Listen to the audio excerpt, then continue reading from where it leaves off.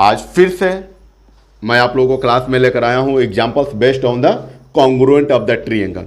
ठीक है, क्योंकि मैं आप लोग से वादा किया था कि जब तक आपका जो कॉन्ग्रुएंट ऑफ ट्रायंगल से रिलेटेड क्वेश्चन जो होते हैं एक एक क्लियर नहीं हो जा रहे हैं, तब तक मैं एग्जांपल आप लोग से को देते रहूँगा। ठीक है, आई होप आप लोगों को कोई डाउट नहीं हो रहा होगा क्वेश्चन को सॉल्व करने में, बट ये जो मैं एग्जांपल्स आप लोगों के लिए लेकर आया हूँ थोड़ा सा अलग टाइप का है। ठीक है, इसलिए मैं सोचा कि आप लोगों को थोड़ा सा सामने एक्सप्लेन कर दूँ इसको। तो आइए एग्जांपल्स नंबर 11 हम लोग देखेंगे। Examples number 11। ठीक है, एग्जांपल्स नंबर 11 हमारा कह रहा है कि in right triangle ABC, right triangle कौन सा है? एबीसी है। एबीसी हमारा है, एबीसी हमारा राइट एंगल ट्रायंगल है। ठीक है, एबीसी हमारा राइट एंगल ट्रायंगल है। ठीक है, राइट एंगल सी, अच्छा ये कह रहा है कि राइट एंगल जो है ना वो सी है, राइट एंगल जो है वो क्या है? सी है। ठीक है, फिर कह रहा है कि M is the mid point of hypotenuse A B. अच्छा, ए बी जो है साइड, ए बी के मिड पॉइंट में क्या है? एम है। ए बी के मिड पॉइंट में क्या है? एम है। तो जब ए बी का मिड पॉइंट है, थोड़ा सा हम लोग समझते हैं, ठीक है ना। तो ए बी के जब मिड पॉइंट में है एम, तो इसका मतलब क्या हुआ? यहाँ से हमारा बी एम हुआ इज इक्वल टू एम, मतलब M is equal to B M, है ना। M is equal to B M. यहाँ से हमारा क्लियर हुआ कब? जब हमारा एम जो था वो मिड पॉइंट हुआ। ठीक है ना, एम जो है वो मिड पॉइंट हमारा हुआ तब। ठीक, आगे पढ़ते हैं। फिर कह रहा है कि सी इज ज्वाइन टू एम। सी क्या किया गया है? एम को ज्वाइन किया गया है। सी जो होता है एम को ज्वाइन किया गया यहाँ से। ठीक है, एंड प्रोड्यूस टू डी। अच्छा, इसको भी यहाँ तक तो ज्वाइन किया ही गया है, साथ ही साथ में प्रोड्यूस डी तक किया गया है। ठीक है, और ज्वाइन किए कर दिए गए कहाँ से? तो कह रहा है कि ऐसे उसको ज्वाइन किया गया है कि such that D M is equal to C M. अच्छा, ये कह रहा है कि ऐसे ज्वाइन किया गया है कि D M is equal to C M में क्या है? दोनों इक्वल है। तो इसका मतलब ये भी हुआ कि एम जो होता है ए बी के साथ साथ सी डी के भी मिड पॉइंट में है, यही ना, क्योंकि डी एम और सी एम में दोनों क्या है? इक्वल में है। यहाँ से कह रहा है कि D M is equal to C M एक गिवन है। तो डी एम और is equal to C M equal होने का मतलब ये हुआ कि ये जो एम है वो ए बी के तो मिड पॉइंट में है ही, साथ ही साथ जो सी डी है उसके भी मिड पॉइंट में हुआ, है ना। चाहे जैसे भी हुआ, मान लीजिए कि इसको प्रोड्यूस किया हम लोग, यहाँ से ज्वाइन किए तभी जाकर हुआ। ठीक है, कोई बात नहीं। अरे हम लोगों को क्या मतलब है? हम लोगों को तो मतलब है केवल क्वेश्चन को सॉल्व करने से, है कि नहीं है? क्वेश्चन को हमको सॉल्व करने से मतलब है। ठीक है, कि किसी तरह से जो होता है ना क्लू मिले ताकि हम लोग क्वेश्चन को सॉल्व कर लें। ठीक है, चलिए अब हम लोग देखेंगे आगे। फिर क्वेश्चन में कह रहा है कि point D is join to B. अच्छा, फिर क्या कर दिया गया है कि पॉइंट डी को जो होता है बी को बी तक ज्वाइन भी किया गया है। पॉइंट डी को बी तक ज्वाइन भी किया गया है। ठीक है, पॉइंट बी तक ज्वाइन भी किया गया है। ठीक है, अच्छी बात है, चलो कोई बात नहीं। फिर अब आपको करना है कि सो दैट, अच्छा यहाँ पर 4 प्रूफ कर रहे हैं ना, 1 2 3 4 प्रूफ करना है। तो फर्स्ट प्रूफ करना है आपका कौन सा? फर्स्ट प्रूफ करना है कि एएमसी कहाँ है? एएमसी ये वाला ट्रायंगल ये कॉन्ग्रुएंट है बीएमडी का, बीएमडी ये वाला ट्रायंगल का। ठीक है ना, ये दोनों ट्रायंगल क्या है? कॉन्ग्रुएंट है। ठीक है, दोनों ट्रायंगल क्या है? कॉन्ग्रुएंट है। ट्रायंगल एएमसी और ट्रायंगल बीएमडी, ये दोनों ट्रायंगल क्या है? कॉन्ग्रुएंट। सॉरी, आपको प्रूफ करना है कि दोनों ट्रायंगल कॉन्ग्रुएंट है। ठीक है, तब आपको क्या पता है कि जब भी कॉन्ग्रुएंट प्रूफ करना होता है तो हमारे पास 3 क्राइटेरिया होने चाहिए, ताकि उस पर जो कॉन्ग्रुएंसी रूल होता है उसको हम लोग क्या कर दे? सेटिस्फाई करा सके। ठीक है ना। तो आइए सॉल्यूशन पहले चलते हैं। तो सॉल्यूशन में फर्स्ट का सॉल्यूशन करेंगे। ठीक है, तो हमें प्रूफ करना है कि ट्रायंगल एएमसी कॉन्ग्रुएंट है ट्रायंगल बीएमडी का। तो जिस ट्रायंगल में हम लोग को क्या करना होता है? जिस ट्रायंगल को कॉन्ग्रुएंस दिखाना होता है उस ट्रायंगल में हम लोग इंटर करते हैं, या बात पहले से भी पता है। तो यहाँ से हमको इन ट्रायंगल एबीसी एएमसी और एक ट्रायंगल बीएमडी में हम लोग इंटर करेंगे, क्योंकि ये दोनों ट्रायंगल को ही क्या करना है? हमको कॉन्ग्रुएंस दिखाना है। दोनों ट्रायंगल को ही क्या करना है? कॉन्ग्रुएंस दिखाना है। चलिए आई बात समझ में। यहाँ से हम लोग लिखेंगे in triangle AMC and triangle BMD. ठीक है, जब चलेंगे तो अब इसमें ये देखेंगे कि कॉन्ग्रुएंस होने के लिए 3 जो चीज़ें थिंग्स चाहिए वो चीज़ें कौन कौन से हैं। तो पहले तो यहाँ से ये देखिए, एक जो कह रहा था कि साइड जो होता है यहाँ पर ऑलरेडी दिया हुआ है, क्वेश्चन में भी दिया हुआ है, क्वेश्चन में भी दिया हुआ है कि DM is equal to CM या CM is equal to DM। तो इसको हम लोग लिख लेंगे क्योंकि ये हमारे जरूरत के लिए है। CM is equal to DM एक क्यों है भाई, तो एक गिवन क्वेश्चन में ही कह रहा है, तो एक तो हमारा बात बन गया। ठीक है, उसके बाद जरा देखिए तो ये वाला एंगल 1 और ये वाला angle 2, angle 1 is equal to angle 2 भी इक्वल होगा क्योंकि वर्टिकली अपोजिट एंगल यहाँ से वर्क कर रहा है ना। तो angle 1 is equal to angle 2 कैसे होगा भाई, तो vertically opposite angle, vertically opposite angle, vertically opposite angle. दो चीजें मिला, एक चीजें और चाहिए हमको, एक चीजें और चाहिए। तो एक चीजें और कहां से मिलेगा आपको, तो ये कह रहा है कि एम जो है वो क्या है, मिड पॉइंट है AB का, है ना। क्वेश्चन में कह रहा है, कहां कह रहा है, कहां कह रहा है, अच्छा यहां से। ठीक है, M is the mid point of hypotenuse AB। तो अब बताइए भैया कि AB के मिड पॉइंट में एम है, तो AB को 2 इक्वल पार्ट में डिवाइड किया कि नहीं किया, 2 इक्वल पार्ट में डिवाइड किया कि नहीं किया। तो यहां से हमारा AM और यहां से BM ये दोनों क्या होगा, इक्वल हो जाएगा। तो आइए इसको भी हम लोग लिख लेंगे और आई होप हम लोगों को 3 थिंग्स मिल भी गया, है ना। चलिए तो यहां से लिख लेंगे AM is equal to BM, AM is equal to BM। कैसे हुआ भाई, तो यहाँ पर क्वेश्चन में ही कह रहा है कि M is the mid point of what, AB, mid point of AB। अब भैया बताइए कि हमें 3 थिंग्स मिल गया, एक साइड मिल गया, एक एंगल मिल गया, फिर से एक साइड मिल गया। तो by side angle side we can say that the given triangles are congruent to each other, है ना। तो हम लोग लिख लेंगे, so triangle AMC are the congruence of triangle BMD। कौन सा क्राइटेरिया लगेगा भैया बता दो, तो side angle side criteria, side angle side criteria, criteria से क्या हो गया, ये दोनों ट्रायंगल को हम लोग बोल सकते हैं कि ये कॉन्ग्रुएंट ट्रायंगल है। ठीक है, हेंस प्रूव्ड हो गया, हेंस प्रूव्ड। ये फर्स्ट पार्ट इसका हमने इस क्वेश्चन जो एग्जांपल नंबर 11 है, एग्जांपल नंबर 11 का हमने question number first clear out किया। ठीक है, अब आइए बात करेंगे इसका क्वेश्चन नंबर 2 का, बात करेंगे क्वेश्चन नंबर 2 का। तो क्वेश्चन नंबर 2 कह रहा है कि DBC, अच्छा DBC एंगल DBC मतलब DBC मतलब एंगल B ये बोला है ना, एंगल B ये कह रहा है कि आपको बताना है कि ये राइट एंगल है, आपको बताना क्या है, राइट एंगल है। तो अब एक बात बताइए कि राइट एंगल, ठीक है, हमको दिखाना है कि जो एंगल B है वो क्या है, राइट एंगल है। तो राइट एंगल करने के लिए हमें क्या चाहिए, हमें क्या चाहिए, तो यहां से देखिए कि जब हम लोग क्या करेंगे, जब हम लोग इस लाइन को दिखा देंगे कि ये वाला लाइन AC और ये क्या है BD, ये क्या है, पैरेलल है। ठीक है ना, ये पैरेलल है। ठीक, तो जब पैरेलल होगा तो हम लोग बोल सकते हैं कि ये वाला जो लाइन होगा वो अल्टरनेट इंटीरियर एंगल होगा, और अल्टरनेट इंटीरियर एंगल होगा 90 डिग्री के साथ, है ना, 90 डिग्री के साथ। ठीक है, समझ में आ रही बात। तो आइए इसको हम लोग लिखेंगे, तो यहां से हम लोग लिखेंगे तो क्या करेंगे, तो यहां से तो पहले हम लोग angle 3 is equal to angle 4 कर लेते हैं ना, angle 3 is equal to angle 4, angle 3 is equal to angle 4 कर लेते। क्यों, क्योंकि ये ट्रायंगल AMC, सॉरी ये ट्रायंगल BMC और ये ट्रायंगल AMC में ट्रायंगल का पार्ट है। तो जब हमने ट्रायंगल को दिखा दिया कि ट्रायंगल AMC और ट्रायंगल BMD ये दोनों कॉन्ग्रुएंट है, तो रिमेनिंग पार्ट हमारा इक्वल होगा कि नहीं होगा, बाय CPCT से, क्योंकि हैंडओवर करता है CPCT, बाय CPCT से। ठीक है, यहां तक हमने समझे।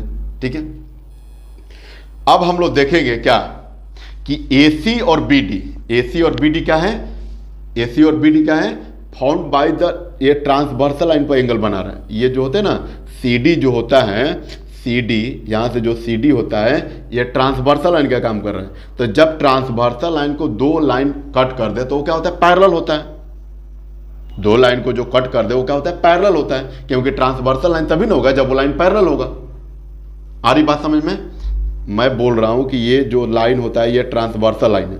तो ट्रांसवर्सल लाइन कैसे बिलोंग करेगा, सिंगल लाइन रहेगा तो मतलब है नहीं ना हम लोग कह सकते हैं। इट मीन्स वो पैरेलल लाइन को कट किया है तभी वो ट्रांसवर्सल हुआ।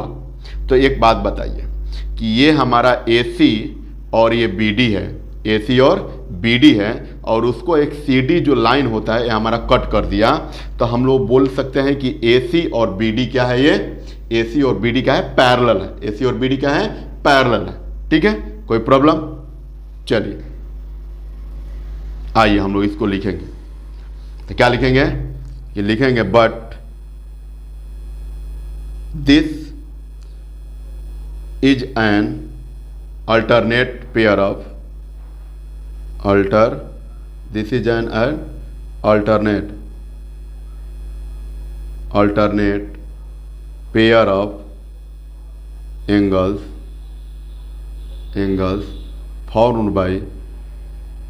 formed by lines AC and DB with CD है ट्रांसवर्सल, तभी ना ये अल्टरनेट हमारा एंगल हुआ है कि नहीं, एक साइड का इधर का और एक साइड का इधर का। ठीक है, चलिए विथ DB या सॉरी DB नहीं, DB AC एंड BD। ठीक है, with CD is a transversal, with CD is a transversal line. तो जब ट्रांसवर्सल लाइन हो गया तो इसका मतलब AC और DB ये क्या है, पैरेलल है। AC और DB ये क्या है, पैरेलल है। सो AC parallel DB, AC parallel DB, यहां से ये वाला लाइन को हम लोग पैरेलल दिखाए, है ना। अब यहां से एक बात और है कि ये कह रहा है कि एंगल जो C है वो 90 डिग्री है, परपेंडिकुलर है। एंगल जो C है मतलब AC जो है वो परपेंडिकुलर है BC पर, AC जो लाइन है वो परपेंडिकुलर है BC पर। तो यहां से लिखिए सिंस क्या है भाई, since AC is perpendicular on BC, AC जो होता है परपेंडिकुलर है BC। तो अब बताइए भैया कि क्या BD जो होता है BC पर परपेंडिकुलर होगा कि नहीं होगा, क्योंकि AC और BD ये दोनों लाइन क्या है, पैरेलल में है। ये दोनों लाइन जो होता है पैरेलल में है। तो जब AC जो होता है BC पर परपेंडिकुलर हो सकता है, तो BD भी अल्सो होगा क्या, BC पर परपेंडिकुलर। ठीक है ना। सो हम लोग लिख सकते हैं कि सो BD is perpendicular on AC, is perpendicular on AC पर लिख लीजिए ये AC। सो जब परपेंडिकुलर हो ही गया तो हम लोग बोल सकते हैं क्या कि DBC, एंगल DBC ये क्या होगा, 90 डिग्री होगा। ठीक है, so angle DBC is equal to 90 degree. और यही हमें क्या करना था, प्रूफ करना था। यही क्या करना था, प्रूफ करना था। हेंस प्रूफ्ड हो गया। ठीक है, चलिए इसका थर्ड पार्ट अब हम लोग देखेंगे। इसका third part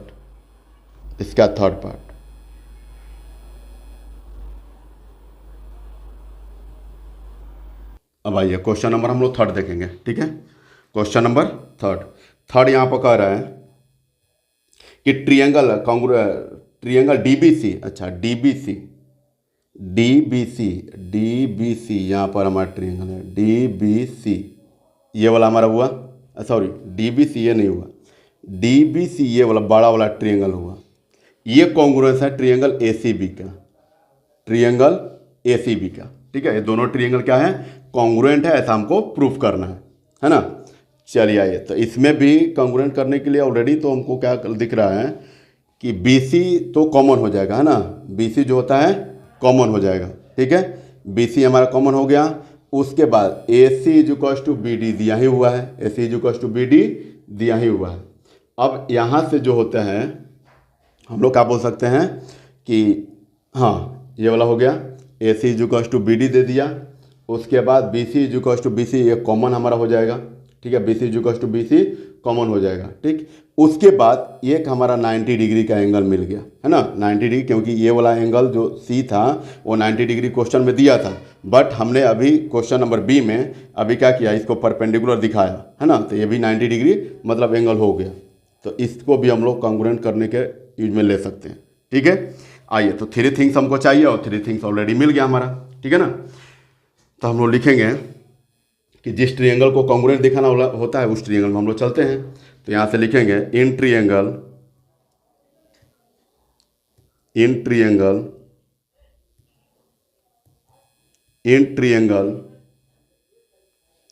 D B C and triangle कौन सा, and triangle A C B we have, ठीक है, क्योंकि इसी ट्रायंगल को दोनों को कॉन्ग्रुएंस करना है। जब भी ट्रायंगल हम लेते हैं तो कॉरस्पॉन्डिंगली लेंगे। तो यहाँ से कह रहा है कि डी बी सी, यहाँ से हमने लिया डी बी सी, ठीक है ना, और यहाँ से लेंगे क्या, ए सी बी, ठीक है। चलिए, अब यहाँ से दिया हुआ है क्या है, तो इसमें जो चीज़ें गिवन है उसको लिखेंगे। तो B D is equal to क्या हुआ, B D is equal to क्या हुआ, सी ए हुआ। क्यों भाई, B D is equal to C A, ठीक है। क्यों, क्योंकि हमने जब ट्रायंगल को कॉन्ग्रुएंट किया, कौन सा ट्रायंगल, यहाँ से लिखेंगे ट्रायंगल ए एम सी, ये कॉन्ग्रुएंट होगा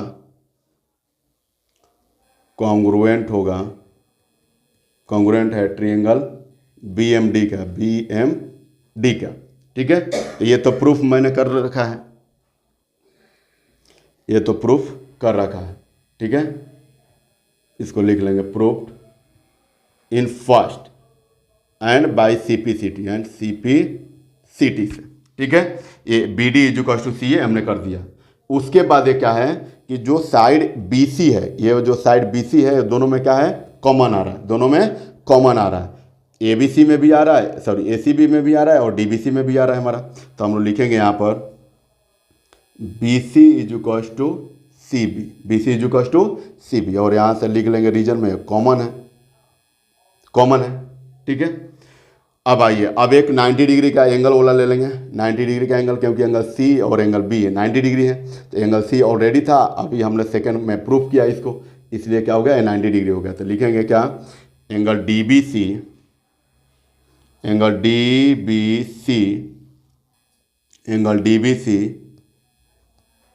is equal to angle A C B, ये क्या है भाई, तो ईच 90 डिग्री है, ठीक है। तो जब हमको मिला एक साइड, फिर अगेन एक साइड और फिर एक एंगल मिला, तो साइड एंगल मिला, तो साइड एंगल तो कोई कॉन्ग्रुएंसी रूल होता नहीं है, होता क्या है, तो साइड एंगल साइड या फिर एंगल साइड एंगल। तो दो यहाँ पर साइड है, एक एंगल है, तो हम लोग कौन सा अप्लाई करेंगे, तो साइड एंगल साइड। सो ट्रायंगल डी बी सी ये कॉन्ग्रुएंट होगा ट्रायंगल ए सी बी का बाई एस ए एस, मतलब side angle side congruency rule से। ये क्या हो गया, ये हेंस हमारा प्रूव्ड हो गया, ये हमने 3 पार्ट जो था, 3 क्वेश्चन इसमें का किए।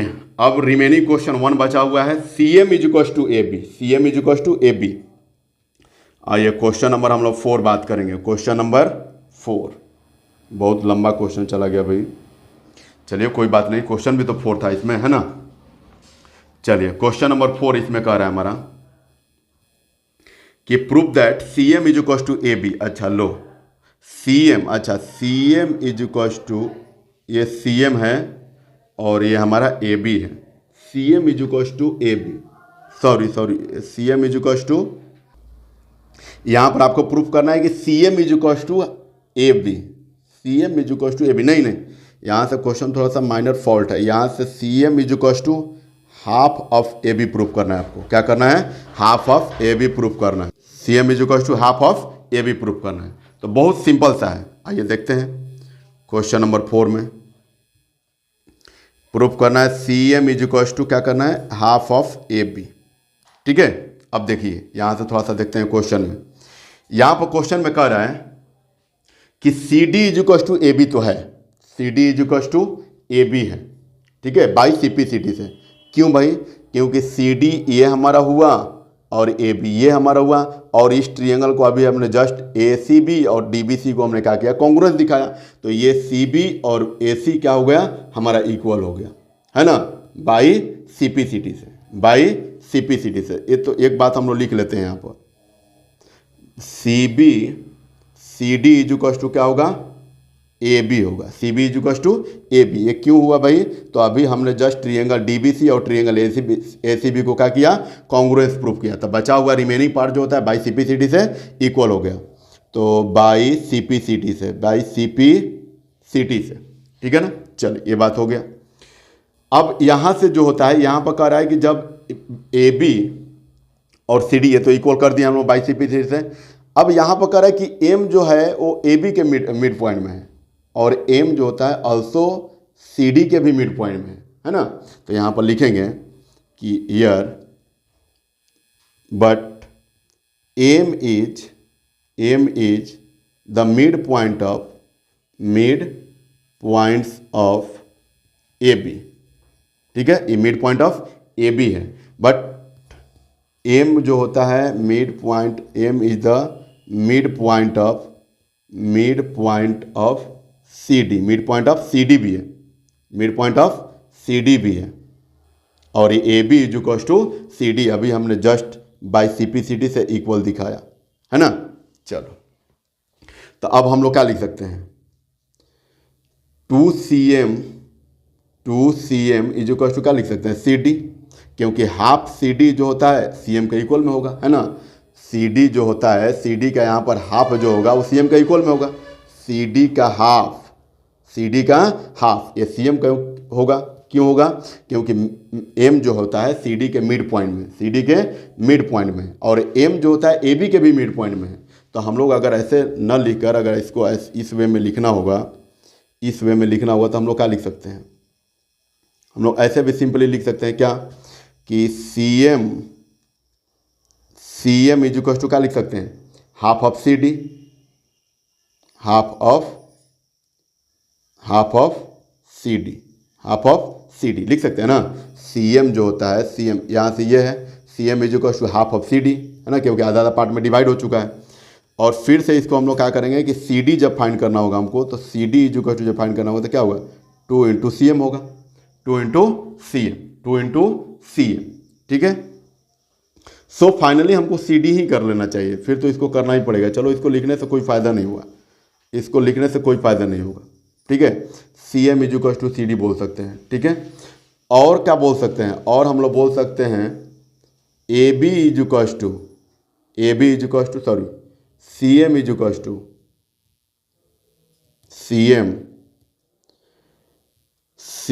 इक्वल टू और क्या बोल सकते हैं? हाफ ऑफ ए बी, क्योंकि दोनों साइड इक्वल है, हाफ ऑफ ए बी, क्योंकि ए बी और ए सी डी दोनों क्या है? इक्वल है। क्या है? इक्वल है। अभी हमने ऊपर में दिखाया, प्रूफ किया, है ना। A B is equal to C D अभी हमने by C P C D से लिखा, ठीक है। तो यहाँ से हो गया C M is equal to half of C D या C M is equal to half of A B, बात तो दोनों एक ही हुआ, है ना। So C M is equal to half of A B, इसको हम लोग बोल सकते हैं कि नहीं बोल सकते हैं? इसको हम लोग क्या बोल सकते हैं? Hence proved. यही हमें क्या करना था? प्रूव करना था कि C M is equal to half of A B, ठीक है। तो आज के क्लास में हम लोग एक ही क्वेश्चन कर पाए हैं, ठीक है। नेक्स्ट रिमेनिंग एग्जाम्पल जो एग्जाम्पल नंबर 11 है, एग्जाम्पल नंबर 12 है, उसको हम लोग क्या करेंगे? नेक्स्ट क्लास में लेकर चलेंगे, ठीक है ना। नेक्स्ट क्लास में हम लोग लेकर चलेंगे, तब तक यहीं तक हम लोग क्लास आज ख़त्म करेंगे, ठीक है ना। चलिए, थैंक यू सो मच।